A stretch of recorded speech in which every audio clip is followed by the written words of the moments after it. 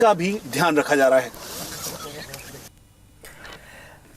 आपने देखा बीकानेर में कैसे भारत और अमेरिका साझा युद्धाभ्यास कर रहे हैं। इसी बीच एक बड़ी खबर आ रही है, श्रीनगर से पुलिस टीम पर आतंकी हमला हुआ है। आपको बता दें कि बागात बुर्जला इलाके में आतंकवादियों ने फायरिंग की, जिसमें 2 जवान शहीद हो गए। हमले की जिम्मेदारी लश्कर के स्थानीय संगठन TRF ने ली है। इंडिया टीवी संवाददाता मंजूर मीर मौके पर मौजूद है। मंजूर, इस हमले से जुड़ी क्या जानकारी है? साथ ही मैं आपसे यह भी समझना चाहूंगी कि इससे पहले एक और खबर आई थी श्रीनगर से बडगाम से, क्या ये दोनों अलग अलग हमले?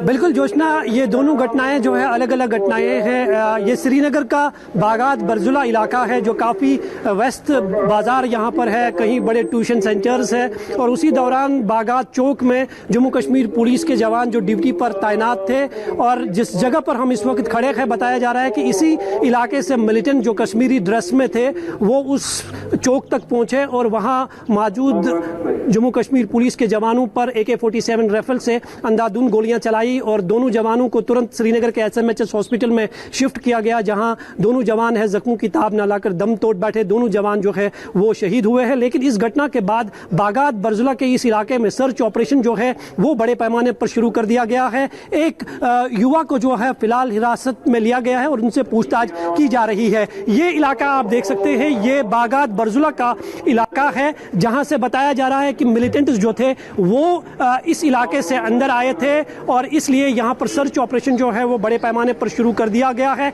हालांकि इस हमले की जिम्मेदारी जो है TRF ने कबूल की है। निसंदेह ही एक हफ्ते के भीतर श्रीनगर में ये दूसरा बड़ा मिलिटेंट अटैक है। इससे पहले श्रीनगर के सनवार इलाके में कृष्णा ढाबा के ओनर पर मिलिटेंटों ने हमला किया था, जिसमें वो गंभीर रूप से घायल हुए थे। और 72 घंटे के बाद ये श्रीनगर शहर में जो काफी सेंसिटिव इलाका है वहां पर मिलिटेंट पहुंचते हैं और जम्मू कश्मीर पुलिस के जवानों पर AK-47 से नजदीक से गोलियां चलाते हैं और फरार होने में कामयाब हो जाते हैं। फिलहाल हर एंट्री और एग्जिट पॉइंट को पूरी तरह से सील कर दिया गया है और फरार मिलिटेंटों की तलाश बड़े पैमाने पर जारी है। लेकिन इस हमले की जिम्मेदारी जो है TRF जो लश्कर तैयबा का एक विंग है उन्होंने कबूल की है।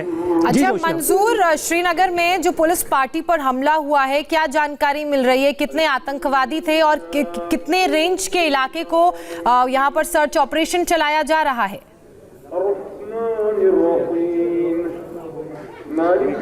देखिए जोशना, जो जानकारी हमें सूत्रों से मिल रही है उसके मुताबिक 2 मिलिटेंट्स थे जो कश्मीरी ड्रेस में मौजूद थे और कश्मीरी फेरन जो काफी लंबा होता है और उनके पास में AK-47 राइफल थी। और जैसे ही वो बागात चौक में पहुंचे तो उन्होंने वहां पर अपनी राइफल कॉक की और वहां तैनात जम्मू कश्मीर पुलिस के जवानों पर अंधाधुंध गोलियां चलाई और दूसरा शख्स दूर से जो है उनका वेट कर रहा था, जो हमें अब तक जानकारी मिल रही है। हालांकि CCTV फुटेज के जरिए जो है पुलिस अब ये पता लगाने की कोशिश कर रही है कि ये कौन लोग हैं। लेकिन जिस CCTV फुटेज की आप बात कर रहे हैं वो इंडिया टीवी की स्क्रीन पर चल रहे हैं। हमें एक आतंकवादी तो नजर आ रहा है, किस तरीके से वो आगे जाता है, पुलिस वालों पर हमला करता है और वहां से भाग जाता है। और बिल्कुल जैसा आपने हुलिया बताया था, कश्मीरी फिरन उसने पहनी है, काले रंग की, अगर मैं सही हूं तो काले रंग की फिरन नजर आ रही है। और मंजूर, मैं आपसे चाहूंगी कि आप इस तस्वीर को विस्तार से समझाइए, कहां का ये इलाका है और हमें लोग भी नजर आ रहे हैं।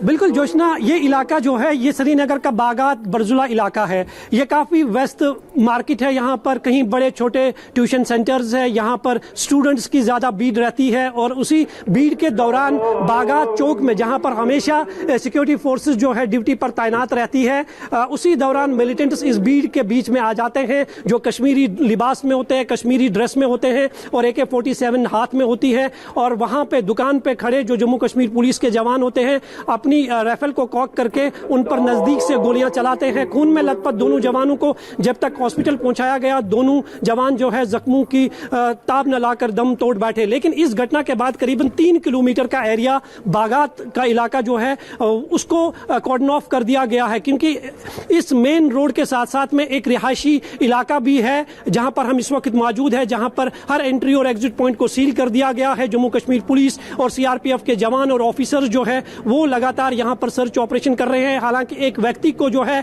फिलहाल हिरासत में ले लिया गया है, उससे पूछताछ की जा रही है और ये पता लगाने की कोशिश की जा रही है कि ये मिलिटेंट्स जो यहाँ तक पहुंचे, जैसा कि आपने भी हमें बताया, एक हफ्ते के अंदर ये दूसरा बड़ा हमला हुआ है। इससे पहले जो हमला हुआ था उसमें भी कुछ इसी तरह की तस्वीरें सामने आई थी। बिल्कुल जोशना, 3 दिन पहले जो है श्रीनगर के सनवार इलाके में कृष्णा ढाबा के ऑनर पर जो है मिलिटेंटों ने हमला किया था, जिससे वो काफी गंभीर रूप में घायल हुए थे। हालांकि पुलिस ने आज दावा किया कि उस हमले में शामिल तीनों मिलिटेंटों को जो है गिरफ्तार कर लिया गया है, जो पुलिस के लिए एक बहुत बड़ी कामयाबी मानी जा रही है। लेकिन पुलिस अभी इस प्रेस कॉन्फ्रेंस को कर ही रही थी कि श्रीनगर के बागात इलाके से एक और खबर आई कि यहाँ पर मिलिटेंटों ने जो है जम्मू कश्मीर पुलिस के जवानों पर हमला किया है, जिसमें 2 जम्मू कश्मीर पुलिस के जवान जो है शहीद हुए हैं। फिलहाल निसंदेह ही जम्मू कश्मीर पुलिस या बाकी सुरक्षा एजेंसियों के लिए यह एक चिंता की बात है कि 72 घंटों के भीतर श्रीनगर शहर में 2 बड़े हमले हो जाना निसंदेह ही एक चिंता का विषय है। लेकिन साथ ही साथ में उस हमले से जुड़े 3 लोगों को जो है गिरफ्तार भी कर लिया गया है, जो पुलिस के लिए एक बड़ी राहत की खबर है। उनसे पूछताछ के जरिए और कहीं बड़े खुलासे हो सकते हैं। हालांकि पुलिस का यह मानना है कि उस हमले के पीछे भी टीआरएफ मिलिटेंट संगठन का हाथ है और इस हमले की जिम्मेदारी भी अब से थोड़ी देर पहले जो है टीआरएफ ने कबूल कर ली है। यानी कि कहीं ना कहीं श्रीनगर शहर में मंजूर, बिल्कुल ये जो तस्वीरें हम देख रहे हैं, रिहायशी इलाका है, दुकानें हैं, कोचिंग सेंटर्स हैं, लोग खड़े नजर आ रहे हैं, गाड़ी भी आती हुई नजर आ रही है, बगल में एक दुकान है वहां पर भी लोग बैठे हैं और हम देखते हैं भरी दोपहरी किस तरीके से एक आतंकवादी अपने फिरन के अंदर बंदूक छुपा के आता है और जैसे ही वो पुलिस वाले को देखता है उस पर हमला कर देता है। और बहुत साफ समझ में आता है कि बहुत ही टारगेटेड ये हमला है, उनको मालूम है किस पे हमला करना है। उसने पुलिस वाले को खड़ा हुआ वहां पर देखा, उस पर गोलियां चलाई और एक और पुलिस वाले पर गोलियां चलाई और मौके से फरार हो गया। हालांकि जैसा कि आपने हमें बताया कि 2 आतंकवादी थे जिन्होंने इस घटना को अंजाम दिया। मैं साथ ही आपसे यह भी समझना चाहूंगी कि जब इस तरह की तस्वीरें सामने आती हैं तो एक डर का, एक खौफ का माहौल जरूर पैदा होता है और वही माहौल कश्मीर में है।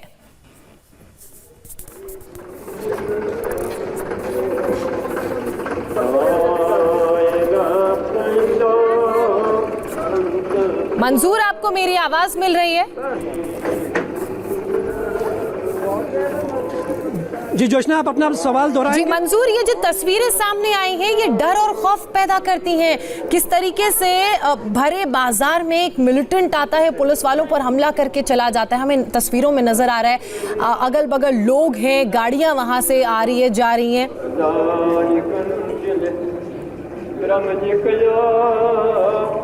बिल्कुल जोशना, ये इलाका जो है काफ़ी व्यस्त बाजार यहाँ पर है, कहीं बड़े छोटे बड़े ट्यूशन सेंटर्स है जहाँ पर स्टूडेंट्स की सबसे ज़्यादा भीड़ जो है हमेशा रहती है। और इसी दौरान मिलिटेंट जो है कश्मीरी फेरन पहनकर इस बागात चौक में पहुँच जाता है जहाँ पर हम इस वक्त खड़े हैं और यहाँ पर अपनी फेरन के नीचे से AK-47 निकालते हैं और जम्मू कश्मीर पुलिस के जवानों पर अंधाधुंध गोलियाँ चलाते हैं। और फिर इसी इलाके से बताया जा रहा है कि वो मिलिटेंट इसी रास्ते से आया जहाँ पर हम खड़े हैं और इसी रास्ते से बाद में फरार होने में कामयाब भी हो गया, क्योंकि आगे में एक बहुत बड़ा मेन रोड है। मेन रोड से कहीं सिक्योरिटी फोर्सेस के कैंप्स है, वहां से फरार होना संभव नहीं था। इसलिए इस रिहायशी इलाके का सहारा लेकर जो है मिलिटेंट्स यहीं से ही उन्होंने एंट्री भी की और एग्जिट भी इसी इलाके से हो गए। यही कारण है कि इस इलाके में सर्च ऑपरेशन जो है बड़े पैमाने पर शुरू कर दिया गया है, क्योंकि जो CCTV से जम्मू कश्मीर पुलिस को जानकारी मिली है कि मिलिटेंट इस रास्ते से आए थे, उन्होंने इसी रास्ते से फरार होने की कोशिश भी की है। और आज फ्राइडे का दिन है, नमाज का टाइम है, जिस वजह से काफी भीड़ ज्यादा थी और इसी भीड़ के दौरान जो है मिलिटेंट यहां तक पहुंचे और उन्होंने इस घटना को अंजाम दिया। फिलहाल सर्च ऑपरेशन जो है इस इलाके में बड़े पैमाने पर जारी है और सर्च ऑपरेशन के दौरान फिलहाल एक युवा को जो है यहां से गिरफ्तार कर लिया गया है। उससे पूछताछ की जा रही है कि क्या इस हमले में इस युवा का किसी तरह का संबंध है, क्या उसने किसी तरह की मदद जो है यहां तक मिलिटेंटों को पहुंचाने में की है। ये सारे सवाल जो है जिनका जवाब ढूंढने की जो है सुरक्षा एजेंसियां लगी हुई है। फिलहाल सर्च ऑपरेशन इस इलाके में बड़े पैमाने पर जारी है। जी जोशना।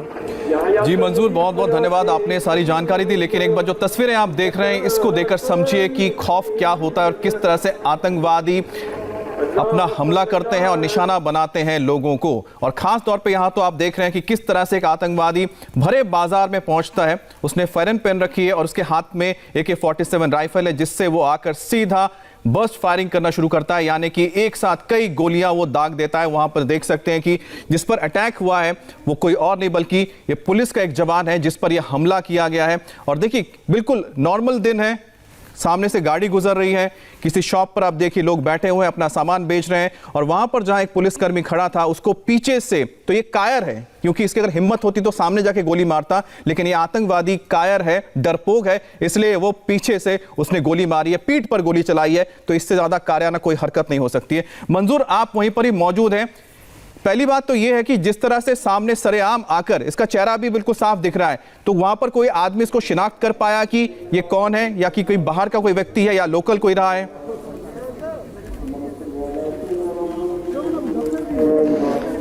देखिए अमित, मिलिटेंट का यहाँ तक पहुँचना जो है काफ़ी आसान है, क्योंकि ये इलाका जो है, इस इलाके में काफ़ी भीड़ रहती है। यहाँ पर कहीं छोटे बड़े ट्यूशन सेंटर्स है जहाँ पर स्टूडेंट्स की ज़्यादा भीड़ सुबह से लेकर 4 बजे तक रहती है, और एक बहुत बड़ा मार्केट भी है। और उसी का फ़ायदा उठाकर जो है मिलिटेंट्स कश्मीरी ड्रेस में जो है इस बागात चौक तक पहुँचते हैं और वहाँ तैनात जम्मू कश्मीर पुलिस के जवानों पर अंधाधुंध गोलियाँ चलाते हैं। AK-47 राइफल उनके हाथ में होती है और फिर इसी रिहायशी इलाके से जो है फरार होने में कामयाब भी हो जाते हैं। हालांकि इस घटना के बाद CCTV कैमरा से जैसे ही पुलिस को ये सारी इंफॉर्मेशन मिली कि मिलिटेंटों ने किस रास्ते को चुना था, कहां से उन्होंने एंट्री की, कहां से वो एग्जिट हुए, उसके बाद इस इलाके के करीबन 3 किलोमीटर एरिया को पूरी तरह से सील कर दिया गया है और फरार मिलिटेंटों की तलाश जो है वो बड़े पैमाने पर जारी है। हालांकि सर्च ऑपरेशन के दौरान फिलहाल एक युवा को हिरासत में ले लिया गया है, उससे पूछताछ की जा रही है क्या उसका हाथ किसी तरह से इस हमले के पीछे है, क्या उन्होंने